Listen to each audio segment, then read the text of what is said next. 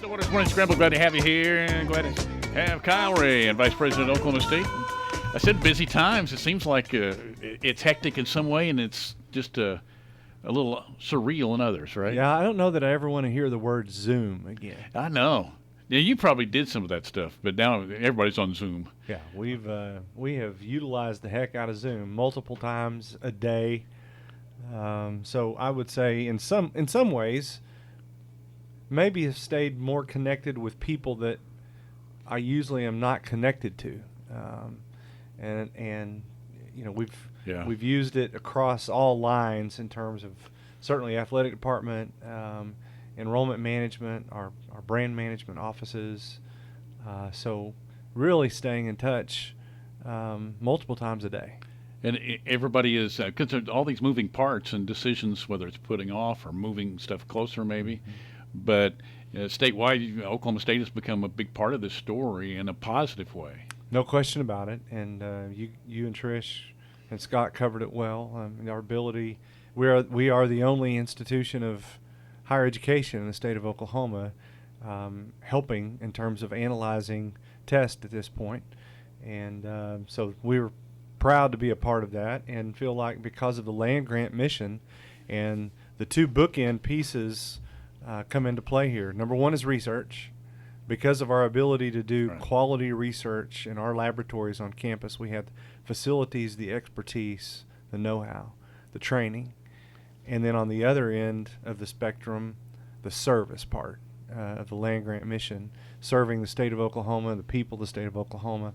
And so we're very proud to represent the state of Oklahoma, being the only institution of higher ed doing that.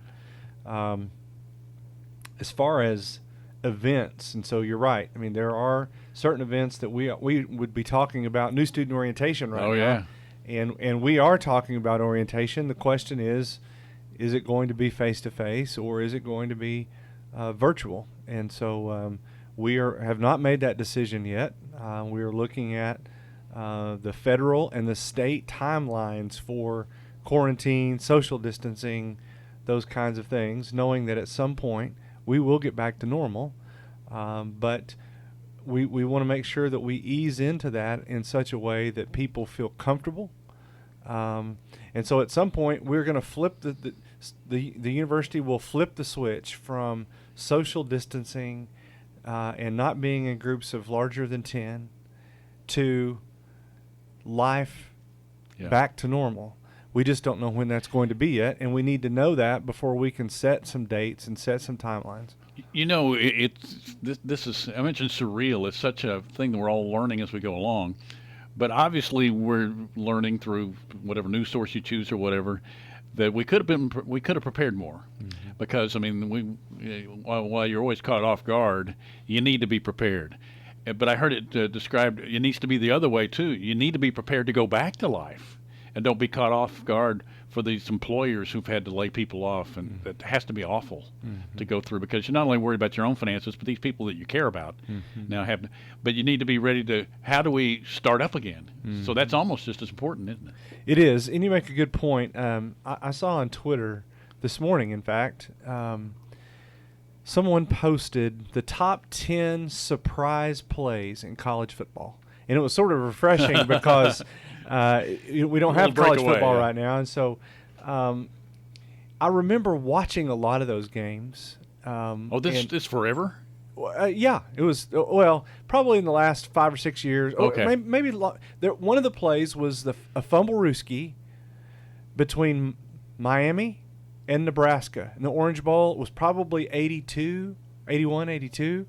And so I don't remember which great wishbone quarterback it was at Nebraska, right. But he pulled away from the center and reversed out like he was going to option to the right side, except he didn't have the ball. Yeah.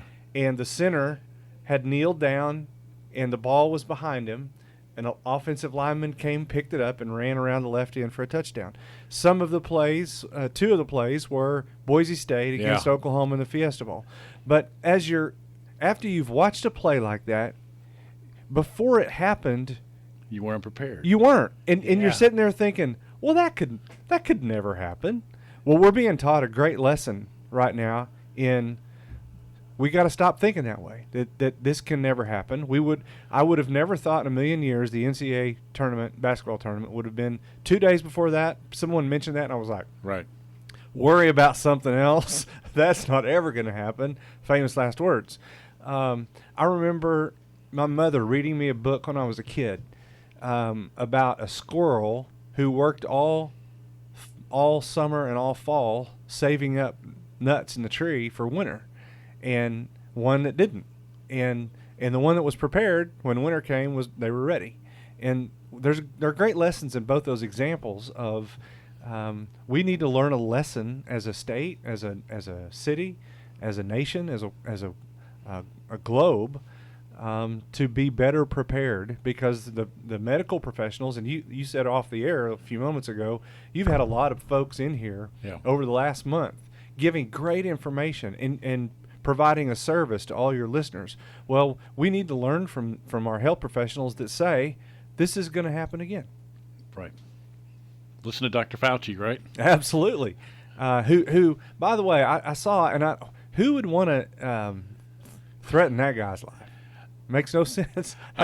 I'm guessing it's some people that think it's still fake, and I know that's a very, very, very small group, but they can be a very loud group, I think. So that must be it. You've interrupted my business or something like that. And we're seeing how businesses respond to this, and you've got to feel for them. And the ones around here, I asked Rob Hill yesterday, anybody in town, not that I wanted to name them or anything, he said as far as he knows, everybody's following what the instructions. And the reason I asked him was that because it was a Mitsubishi dealer, I think, in Norman that I'd seen the story about. And they just, I don't know if they've changed today, but 2 days ago, they refused to close. They were getting a citation every day. And they said, we're going to open up tomorrow just because it's not the law. It's not the way we're going to do it. And so I imagine, because they said it could be $750 a day. I don't know if that's a lot or not to a car dealer if he wants to pay the fine. But it also could be jail time. Imagine that is a lot. So I guess he'd changed. But most people here are following the rules. Yeah. There are some that you see that, nationally or whatever, hadn't been a good. I mean, there's one that is based out of Oklahoma City that's having a bad PR week for sure. But it's how we respond. And and we need to take care of those people that take care of us business-wise. I think most people are doing takeout and carry out and stuff, and we're trying, right? Sure. And I know a lot of people who are going to those places and carrying out the food, and exactly, they've got a refrigerator and a pantry full of food at home, but they're going to get the carry out because, not that they need food, because they want to support that business, right? Absolutely. And so that is important. You mentioned conversations. We are at the university level having conversations about those timelines and about what the future holds. And I will say that Monica Roberts and Aaron Petrata and Megan Horton in our brand management office have been doing a fantastic job of pushing out information as it becomes available to us. And so if you're an employee of Oklahoma State listening today, or you are just very interested in what's happening at OSU, whether it be athletic or academics, stay tuned, because we will push out that information as we get it. Graduation will be one of those, and I can tell you we're looking at different variations of what graduation could look like. So stay tuned. In the next day or so, you should hear something. The one thing it's a reminder of, even though we were coming upon the back half of the second semester, there is no downtime. And you know that. You come in all the time and we're reminded, but there is no time where you can just take a breath. Because even in the summertime, you're preparing for the next time. Right. Now, with all these moving parts, whether it's sports seasons, testing, whatever it may be, there is no downtime. Right. And, I know that I've been in on a couple of calls with Coach Holder that involved the Big 12 athletic directors. Yeah. I know that Big 12 presidents are meeting. And so we bounce ideas off of each other, look and see what some institutions are doing. Interesting, Iowa State, I think I announced this on the air, and I don't know how many weeks ago this was, because they're all running together now. But they did not get to have their admitted student day. It was 2 or 3 weeks after ours. And so none of us were prepared at that point to be able to move to a virtual admitted student day. And so they just had to do without. I mean, we had ours. Coronavirus wasn't even, it was something that, it might be happening in China or something at that point. But so now we are looking at virtual opportunities all over the place. We have just so happened that our brand management office had been working really diligently on a virtual tour, campus tours, different parts, and we just launched it a week or so prior to all of this. And so hats off to Aaron Petrata and that group there. But if you want a great tour of the campus without being able to be on campus, just go to okstate.edu.